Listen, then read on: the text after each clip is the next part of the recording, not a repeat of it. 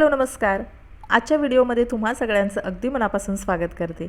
पावसाळ्यामध्ये ना आपल्या केसांच्या टाळूच्या खूप जास्त समस्या वाढतात, जसं की केसांना चिकटपणा येतो, केस गळायला लागतात, केसांमध्ये खूप कोंडासुद्धा व्हायला लागतो आणि कधीकधी ना टाळूला खाजसुद्धा यायला लागते। तर अशा खूप सगळ्या समस्या आपल्याला पावसाळ्यामध्ये फेस कराव्या लागतात।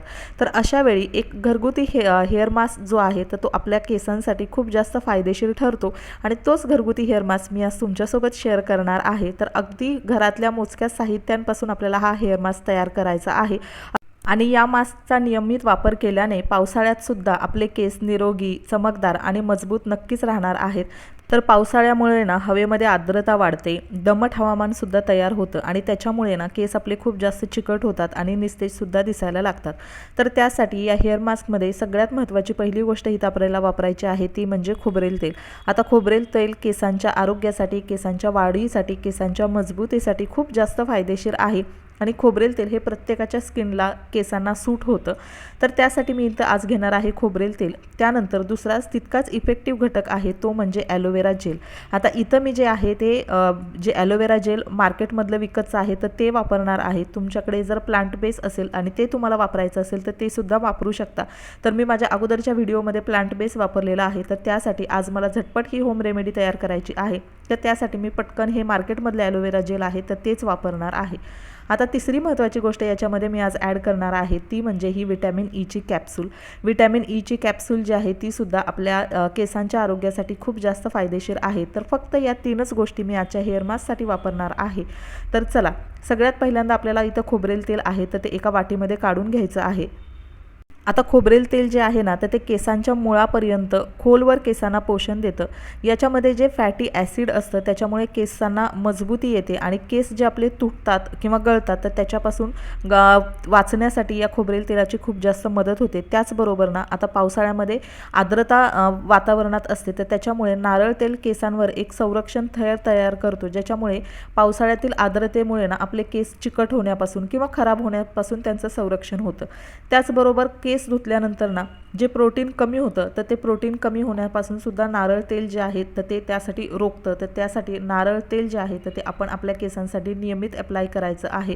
त्यासोबत ना नारळ तेलामुळे आपल्या केसांना ना नैसर्गिक चमक येते, त्यामुळे कधीही नारळ तेल आपण स्किप करायचं नाही। नारळ तेल किंवा जे कुठलं तेल तुम्हाला आवडत असेल, तुमच्या केसांना सूट होत असेल तर ते तेल जे आहे ते केसांना नियमित आपण लावलं पाहिजे। आता दुसरा महत्त्वाचा घटक तो म्हणजे इथं ॲलोवेरा जेल आहे। आता ॲलोवेरा जेलमुळे काय होतं, आपल्या टाळूचं जे आरोग्य आहे तर ते व्यवस्थित राखण्यासाठी मदत होते, कारण आपल्या केसांची जी वाढ होते ते आपल्या टाळूपासून होते आणि त्याच्यामध्ये कोरफडीमध्ये ॲलोवेरा जेलमध्ये अँटीबॅक्टेरियल आणि अँटी फंगल गुणधर्म असतात। त्याच्यामुळे काय होतं, आपल्या टाळूमध्ये काय इन्फेक्शन झालं असेल किंवा कोंडा झाला असेल तर ते स्वच्छ करण्यासाठी किंवा ते जर इन्फेक्शन असेल तर ते दूर करण्यासाठी कोरफड खूप जास्त मदत करते। त्यासोबत ना कोरफडीमुळे आपल्या टाळूमधलं रक्ताभिसरण जे आहे तर ते सुधारतं आणि त्याच्यामुळे आपल्या केसांच्या वाढीला छानपैकी प्रोत्साहन मिळतं, आपल्या केसांची वाढ अगदी चांगल्या पद्धतीनं होते। त्यासोबत कोरफड आपल्या सगळ्यांना माहिती आहे एक नैसर्गिक कंडिशनरचं सुद्धा काम करतं। कोरफड जेव्हा पण आपण केसांना लावतो ना त्यानंतर तुम्ही बघता की आपले केस छान मऊ आणि चमकदार झालेले असतात। तर त्यामुळे ना कोरफड सुद्धा आपल्या केसांना नेहमी अप्लाय करायची। आता इथं मी झटपट ही होम रेमेडी करते, त्यासाठी मी मार्केटमधले ॲलोवेरा जेल वापरलेला आहे, पण तुम्हाला खूप जास्त इफेक्ट हवा असेल ना तर तुम्ही प्लांट बेस ॲलोवेरा जेल नक्की वापरून बघा, त्याचे सुद्धा खूप जास्त चांगले रिझल्ट येतात। तर चला, आता ह्या दोन गोष्टी ज्या आहेत ना तर त्या व्यवस्थित आपल्याला एकत्र मिक्स करून घ्यायच्या आहेत। आता इथं जी क्वांटिटी मी दाखवते ती साधारणतः मी रेग्युलर माझ्या केसांवरती अप्लाय करते, त्यामुळे मग खूप कमी क्वांटिटी घेतलेली आहे। तुम्ही सुरुवातीला करत असाल तर थोडीशी जास्त क्वांटिटी घेतली तरी चालेल किंवा तुमच्या केसांच्या अकॉर्डिंग तुम्ही ही ॲड किंवा लेस करू शकता क्वांटिटी। आता तिसरा महत्त्वाचा घटक आहे तो म्हणजे विटॅमिन ईची कॅप्सूल। आता विटॅमिन ई कॅप्सूल मी इथं ॲड करण्याचं महत्त्वाचं कारण म्हणजे काय होतं ना, विटॅमिन ई कॅप्सूलमुळे कोरडी आपली जर केस झाले असतील किंवा खराब झालेले केस जे आहे तर त्यांना, कोरड्या आणि खराब झालेल्या केसांना नवसंजीवनी देण्याचं किंवा एक चांगलं हेल्थ देण्याचं, चांगली शाईन देण्याचं काम जे आहे तर ते विटॅमिन ईच्या कॅप्सूलमुळे होतं। तर त्यासाठी ही कॅप्सूल अप्लाय केल्यानंतर केस आपले खरोखर मुलायम आणि चमकदार बनतात। त्यासोबत विटॅमिन ईना स्किनला, आपल्या टाळूला मॉइश्चराईज करते आणि त्याच्यामुळे टाळूमधला जो ड्रायनेस असेल तर तो कमी होण्यासाठी सुद्धा खूप जास्त मदत होते। त्यासाठी स्पेशली आज मी इथं विटॅमिन ईची कॅप्सूलसुद्धा ॲड केलेली आहे। आता या तिन्ही गोष्टी ज्या वापरलेल्या आहेत ना तर त्या इझिली आपल्याला अवेलेबल होतात आणि अगदी महाग नाही आहेत, अगदी स्वस्त या गोष्टी आहेत। तर या तिन्ही गोष्टी वापरून आपण आपला हा हेअर मास्क आहे तर तो तयार केलेला आहे आणि व्यवस्थित हे सगळं मिक्स करून घ्यायचं आहे, जेणेकरून आपण जितकं जास्त व्यवस्थित हे मिक्स करू, एकमेकांमध्ये डायल्यूट होईल तितकं आपल्या केसांना याचे चांगले बेनिफिट मिळणार आहेत। आता व्यवस्थित हे मिक्स करून घेतलेलं आहे, टेक्स्चर तुम्ही बघू शकता आणि हे मिक्स केल्यानंतर आता हा हेअर मास्क जो आहे तो आपल्या केसांना आपल्याला अप्लाय करायचा आहे।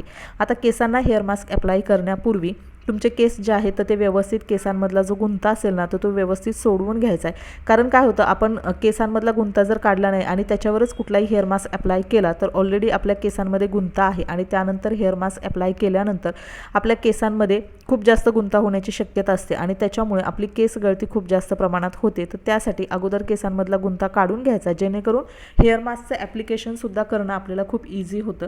आता केसांमधला मी गुंता काढलेला आहे आणि हा जो हेअर मास्क आहे तर हा आपल्याला सगळ्यात पहिल्यांदा आपल्या टाळूवरती स्काल्पवरती अप्लाय करायचा आहे। जर शिल्लक राहिला तर तुम्ही हेअर लेंथला अप्लाय करू शकता, पण आपल्या ज्या काही केसांच्या समस्या असतात त्या जास्तीत जास्त 99.9% ह्या आपल्या स्काल्पमधून टाळूच्या भागातूनच तयार होतात। त्यासाठी जर आपला टाळूचा भाग, आपली टाळू किंवा स्काल्प स्वच्छ असेल, क्लीन असेल तर आपल्याला केसांच्या कुठल्याही समस्या होणार नाहीत। तर त्यासाठी मी आज हा जो हेअर मास्क आहे तो सगळ्यात पहिल्यांदा आपल्या टाळूवर व्यवस्थित आपल्याला अप्लाय करून घ्यायचा आहे। टाळूवर अप्लाय केल्यानंतर जर शिल्लक राहिला तर तुम्ही हेअर लेंथवर आणि पूर्ण केसांच्या टोकापर्यंत तुम्ही अप्लाय करू शकता।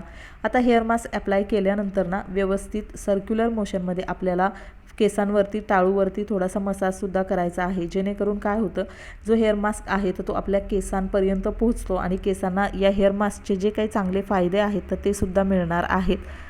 छानपैकी हेअर मास्क मी अप्लाय करून घेतला, त्यानंतर हलक्या हाताने आपल्याला मसाज करून घ्यायची आहे।